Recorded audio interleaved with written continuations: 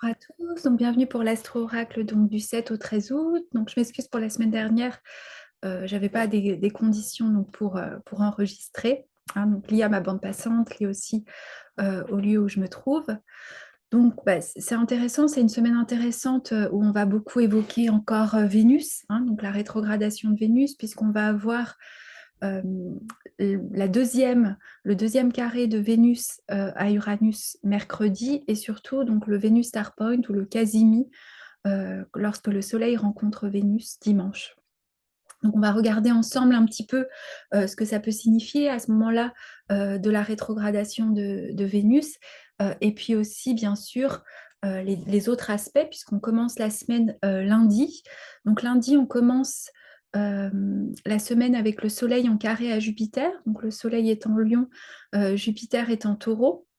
Donc ça aura lieu à 14 degrés. Donc c'est intéressant, je le répète souvent, hein, si on prend la tradition, même si c'est un carré, ça reste Jupiter. Donc il y a cette sensation d'expansion, il y a cette sensation aussi c'était des aspects très bénéfiques qui peuvent être de bon augure, qui peuvent vous amener quelque chose aussi d'un soutien imprévu, hein. La maison 11, pour la tradition hellénistique, était le lieu où Jupiter avait sa joie, parce que c'était la maison de l'Agathos Daimon.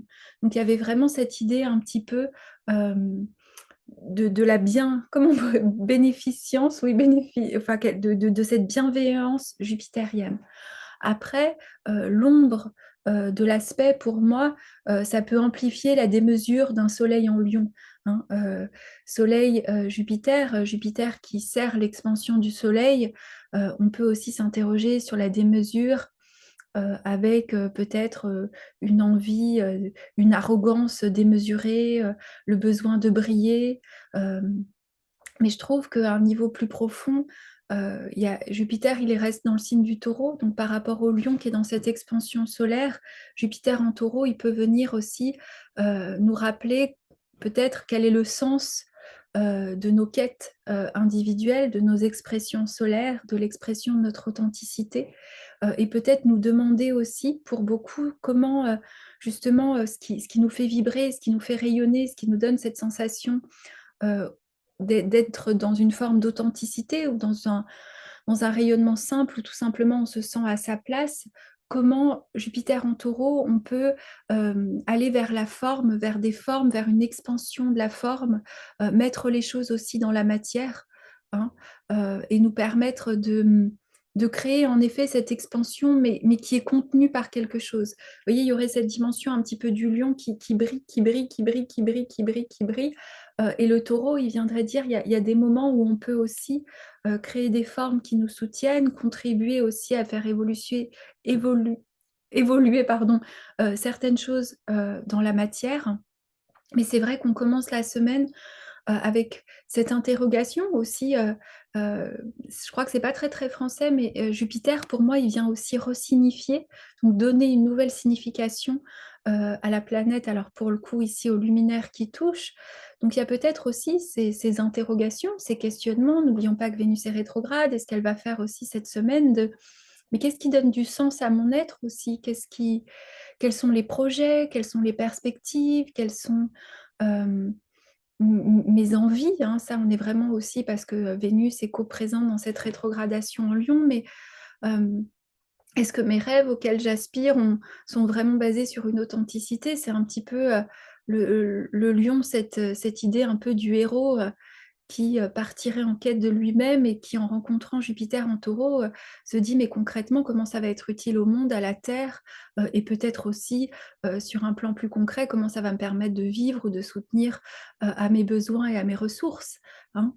Ou est-ce qu'à un moment donné, mes projets et ma quête n'étaient pas démesurés, justement, si on était dans le soleil en lion qui reprendrait ce que disaient les Grecs, se dit l'idubris, et Jupiter en taureau lui dit, mais à quoi bon n'oublie pas aussi des fois de stabiliser certaines choses et profiter aussi. Jupiter en taureau, je l'avais dit hein, dans certaines vidéos, vous pouvez les retrouver, je pense, où c'est marqué Jupiter en taureau avec les aspects de la semaine. Euh, c'est pas seulement la richesse matérielle, c'est aussi la richesse d'être présent, hein. Et je trouve c'est un aspect qui peut nous ramener à un niveau peut-être plus spirituel, à l'authenticité d'être juste présent, à nos vies, à nos quêtes, à nos aspirations. Mmh. Donc voilà, après on commence cette expansion. D'ailleurs, je vois sur l'agenda que j'ai un agenda, vous savez, de semainier pour préparer, et je vois que mercredi 9, c'est la Saint-Amour. Je trouve ça drôle parce que c'est le jour où Vénus, donc rétrograde en Lion, est en carré à Uranus. Alors, Vénus rétrograde en Lion en carré à Uranus, c'est un aspect que j'aime bien, c'est un aspect d'imprévu, c'est un aspect disruptif, c'est un aspect d'inattendu, c'est un aspect qui vient mettre en lumière des choses qui étaient dans l'ombre, mais d'une manière peut-être complètement improbable. Donc ça se passe à 22 degrés du Lion et du Taureau, donc pareil, tous ceux qui ont des planètes autour de ces signes dans la croix fixe, hein, Taureau, Scorpion, Lion, Verseau, peut-être vous serez plus touchés. Donc on va essayer toujours, c'est toujours difficile, de tisser du sens ensemble. N'oublions pas que Vénus est rétrograde, donc c'est un petit peu différent quand Vénus rencontre Uranus, où c'est ce coup de foudre, parfois amical, parfois amoureux, parfois d'une passion, hein. Là, le fait qu'on est dans cette dimension rétrograde, il y a quelque chose qui vient d'avant, qui est amené à être révisé, une relation passée, peut-être des compréhensions profondes sur certains de nos mécanismes amoureux, parfois aussi une compréhension profonde de comment on ne s'autorise pas au plaisir ou à aller vers nos désirs ou à aller vers ce qui nous passionne. Peut-être aussi une manière, des insights vraiment de réinventer certaines relations, notre rapport à la sexualité, notre rapport à nos relations affectives, notre rapport, à la valeur, la façon aussi peut-être, pour tous ceux qui utilisent aussi ces biais des réseaux sociaux, Uranus carré Vénus en Lion, de comment on présente ce qu'on fait, de comment on utilise notre image vraiment, il y a peut-être une envie de dépouillement ou d'oser rompre certains codes. Et je pense à un niveau beaucoup plus intérieur, c'était Stéphane Arroyo, qui est un que je vous invite à lire, hein, pour tous ceux, un classique de l'astrologie humaniste. Il disait parfois les transits d'Uranus, donc là je l'appliquerai à cet aspect qui est pas un transit, hein, parce que les transits se lisent dans votre thème, même si c'est aussi un transit, mais je m'explique. Vénus carré Uranus, donc cet aspect transitoire en effet dans le ciel pour tout le monde, peut être vécu aussi de manière très intérieure. Alors son idée, c'était, on pense souvent qu'Uranus va précipiter à l'extérieur un inattendu, une nouvelle, on le voit des fois dans Uranus-Mars où il peut y avoir une tendance accidentelle. Uranus-Vénus, ça peut être ce coup de fil imprévu, cette rencontre imprévue, voilà, cette soudaine envie de désir complètement hors norme, hors cadre.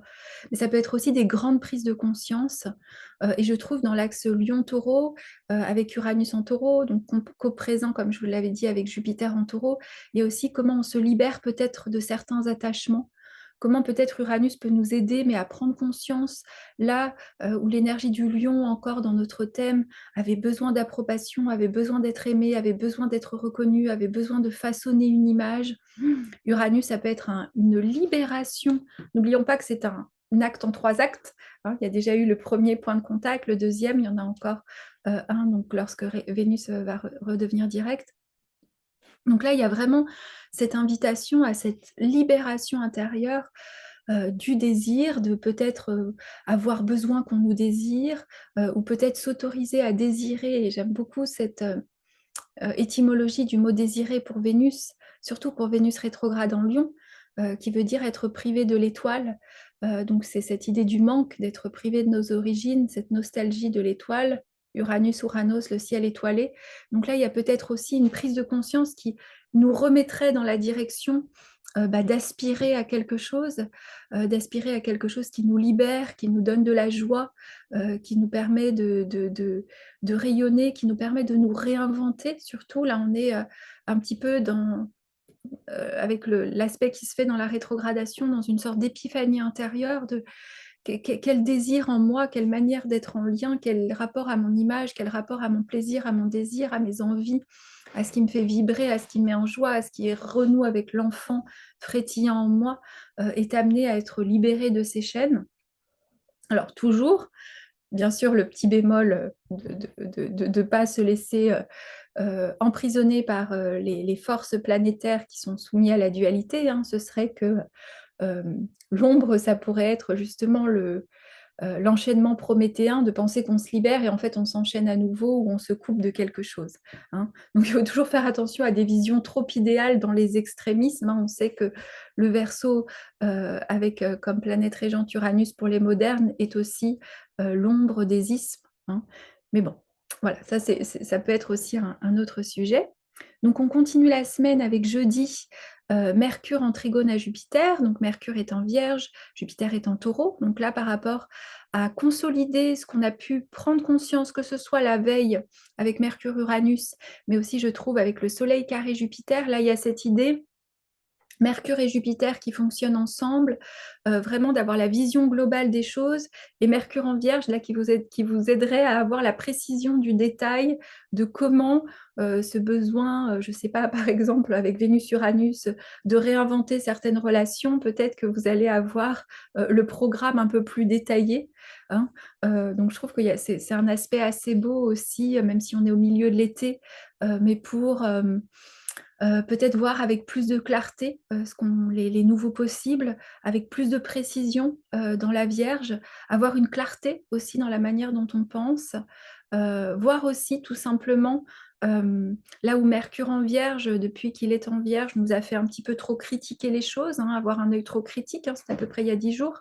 Euh, et Jupiter viendrait lui dire, attends, ouvre ta perspective, reviens au Taureau, reviens à quelque chose de simple, reviens à profiter ici et maintenant, même s'il ne fait pas beau dans certaines régions de la France.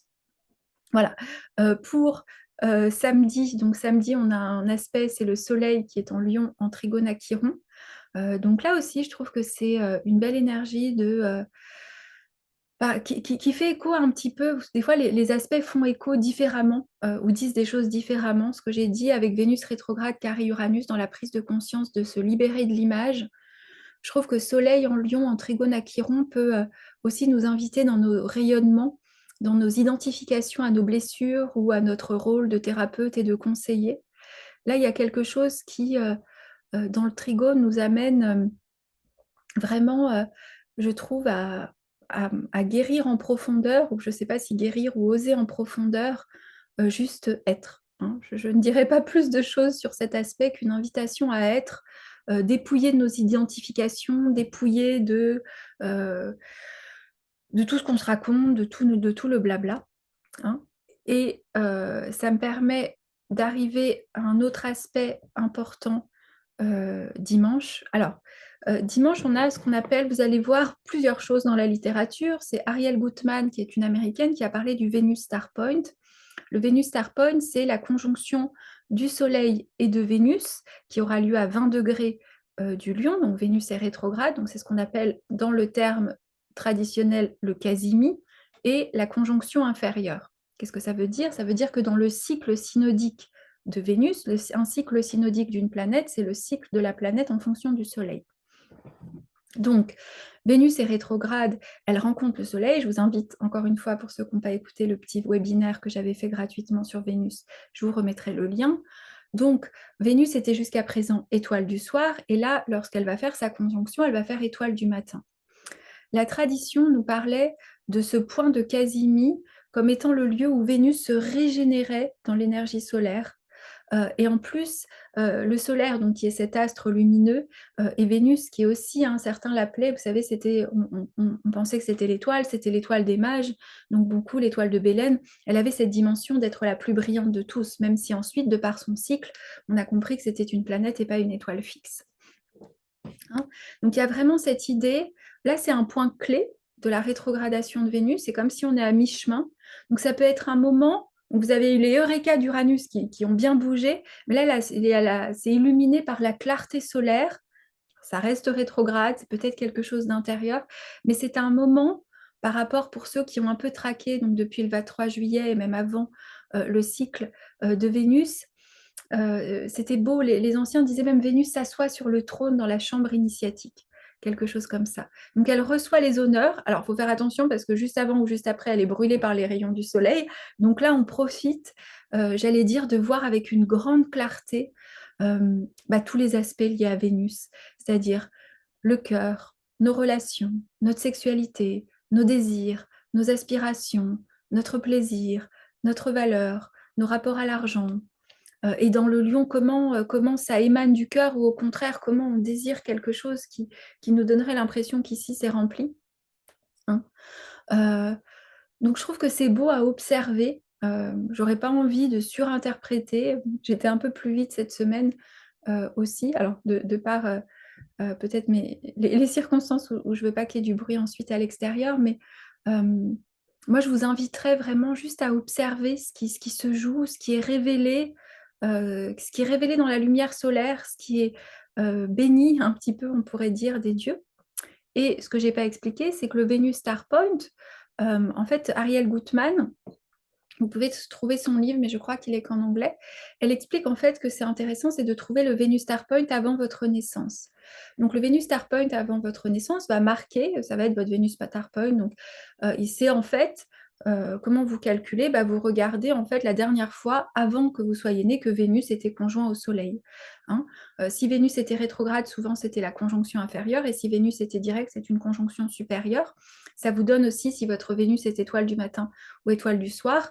Et donc il y a une différence, hein, puisque l'étoile du soir, elle a cette dimension beaucoup plus qui inspirait de faire l'amour, on disait, alors que Vénus du matin est beaucoup plus guerrière. Et d'ailleurs, de par ce Vénus Star Point, la Vénus va devenir cette étoile du matin, donc elle va insuffler aussi cette guerrière, elle va peut-être, ce que je disais dans le webinaire, c'est Inanna qui sort de l'inframonde, qui à un moment donné, alors elle n'y est pas encore, se rend compte que son mari Dumézil n'a rien fait, et elle l'envoie à sa place.